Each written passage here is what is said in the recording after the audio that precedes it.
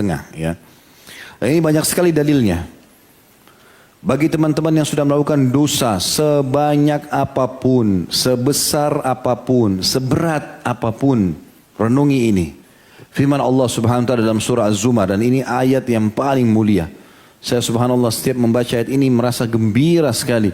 Karena hampir semua, bukan cuma hampir semua umat Islam yang melakukan dosa asal mereka sempat taubat, Allah sudah sebutkan. Dalam surah Az-Zumar, surah nomor 39 ayat 53. Allah berfirman, A'udzu billahi minasyaitonir rajim. Qul ya ibadiyalladzina asrafu ala anfusihim la taqnatu min rahmatillah. Innallaha yaghfirudz dzunuba jami'a. Innahu huwal ghafurur rahim. Yang artinya, katakanlah hai Muhammad kepada hamba-hambaku, khusus Allah katakan alladzina asrafu ala anfusihim. Orang yang sudah terlanjur melampaui batas. Kata ulama tafsir, tidak ada dosa yang tidak dilakukan. Bahkan kalau perlu sudah keluar dari Islam, lalu dia mau masuk Islam kembali. Asrafu ala anfusihim, melampaui batas. La taqnatu min rahmatillah. Jangan putus asa dari rahmat Allah. Tidak ada kata-kata Allah tidak akan ampuni. Bahkan dalam hadis Bukhari, hati-hati teman-teman. Walaupun kita tahu masa lalu orang, di sebelah kita di pengajian dulu kita tahu masa lalunya, sekarang sudah baik. Jangan pernah menghina dia. Ya, apalagi kita mengatakan kau tidak akan diampuni sama Allah. Saya tahu masa lalumu kok. Nggak boleh itu. Kata Nabi SAW dalam hadis Qudsi, hadis Bukhari, Allah berfirman, ya, ada seorang hamba ya, yang mengatakan kepada hamba yang lain, Allah tidak akan mengampunimu, maka Allah marah kepadanya. Allah mengatakan, siapa orang ini berani benar melampaui keputusanku? Maka ketahuilah, aku telah mengampuni orang yang dia katakan tidak diampuni, dan aku sudah hancurkan amalnya orang yang mengatakan itu. Tidak boleh kita vonis orang lain tidak akan diampuni, sejahat apapun dia. Asal dia mau tobat nasuha, selesai. Gitu kan? Maka ini penting teman-teman sekalian. Dan sesungguhnya Allah mengampuni, ya dikatakan innallaha yaghfirudz dzunuba jami'a. Bahasa jami'a dalam bahasa Arab ini tidak terkecuali.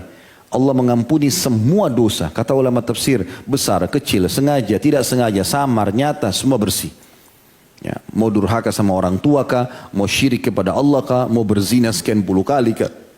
Yang penting fahami. Dosa ada dua macam, ya. Ada dosa yang merupakan haknya Allah dan ada dosa yang merupakan haknya manusia atau makhluk. Kalau haknya Allah dilihat lagi, dibagi dua lagi oleh para ulama. Kalau haknya Allah Subhanahu wa taala yang tidak membutuhkan atau tidak ada hubungannya dengan masalah qada, ya, harus diganti. Seperti orang berzina, haknya Allah dia langgar. Dia berzina, Allah haramkan, tidak boleh. Dia berzina lalu dia taubat kepada Allah, sudah selesai. Enggak ada konsekuensi yang lain. Nggak ada konsekuensi. Tapi kalau misalnya dia bertaubat sementara dia pernah tidak keluarin zakat misalnya, atau dia punya utang Ramadan, atau utang Ramadan ini masih selisih di antara ulama. Kalau dia tinggalkan secara sengaja dengan orang yang, ya, atau dia tidak tahu dengan orang yang tahu, beda berbanding hukumnya. Yang jelas kalau ada hubungannya dengan masalah qada, maka dia taubat dan dia mengqadanya, gitu kan? Begitu pula dengan haknya manusia, ada dua macam. Kalau hak itu adalah perusakan citra, kita pernah ghibah, fitnah, gunjing ya, fitnah, mencaci maki, merendahkan, semua masalah ini, maka kita harus memperbaiki citra itu. Harus minta maaf dan perbaiki citranya. Lebih baik malu di dunia daripada malu di akhirat. Karena di akhirat tidak bisa lagi ucapan maaf. Yang ada adalah kasih bayar dengan pahala.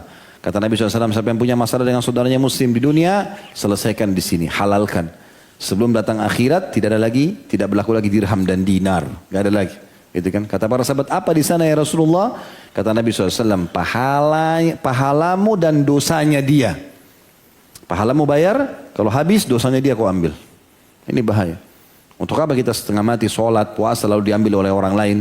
Gara-gara mau campuri urusan orang lain, rumah tangganya, pekerjaannya, fisiknya, apa untungnya buat kita? Gak ada untungnya. Ingat, kaidah hidup syar'i yang jelas. Kata Nabi SAW, min husni islami mar'i tarkuhu ma la ya'ni. Termasuk kesempurnaan Islam seseorang, dia meninggalkan apa yang tidak bermanfaat buat dia. Bukan urusan antum, jangan campurin. Gak usah masuk di situ. Ya. Ingat, bertanya juga sama orang, ikhwas sekalian, akhwat sekalian, rahimakumullah. Bertanya, sebelum tanya ke orang, tanya diri sendiri dulu. Pertanyaan ini penting gak buat saya? Ya, mau tanya bajunya orang, mau tanya topinya, mau tanya tasnya, mau tanya kerjaannya, mau tanya rumah tangganya, Penting nggak buat antum ini? Ada urusannya nggak? Kalau baju orang dia pakai bagus, kita tanya, memang kita ingin tahu mau beli, gak ada masalah. Tapi kalau setiap ketemu orang, oh bajunya beli di mana? Padahal nggak ada urusan sama dia. Kenapa warnanya begini? Kenapa begitu? Nggak perlu semua bertanya. Mungkin teman-teman sekalian dia pinjam baju tetangganya. Ya? Lah iya, lagi basah dia pakai baju tetangga kan? Antum tanya dia jadi nggak enak. Bagaimana istrinya? Mungkin baru cerai. Kita nggak tahu. Mungkin pertanyaan itu tidak enak buat dia. Bagaimana orang tua? Mungkin orang tuanya baru meninggal. Kita nggak tahu. Tidak semua pertanyaan itu harus dilontarkan. Bertanya kalau perlu dan tanya diri kita sendiri dulu. Perlu nggak pertanyaan ini? Ya? Apalagi masuk ke zona orang lain, nggak boleh. Ya? Kita memasukkan gembira dalam hati seorang muslim, menutupi aibnya adalah ibadah yang sangat besar pahalanya di sisi Allah SWT. Jangan balik ini. Jangan balik sibuk dengan keadaan orang lain yang tidak ada gunanya. Bahaya sekali. Yang kedua dalam dosa sama manusia adalah masalah materi. Mencuri, mengambil barang yang bukan hak, makan makanan yang bukan hak kita, pulpen, baju kaos, topi, buku, apa saja. Sendal. Ya, soalnya sampai di masjid pun ada pencuri sendal ini. Ya. Di rumah Allah aja berani mencuri. Gimana ceritanya nih? Ya. Bahkan tasnya orang dicuri. Berapa banyak CCTV tangkap begitu. Masuk dalam taklim penampilannya saja. Tapi luar biasa mencuri. Orang mencuri di rumahnya manusianya sudah menakutkan. Apalagi mencuri di rumahnya Allah ini. Terlalu berani gitu ya.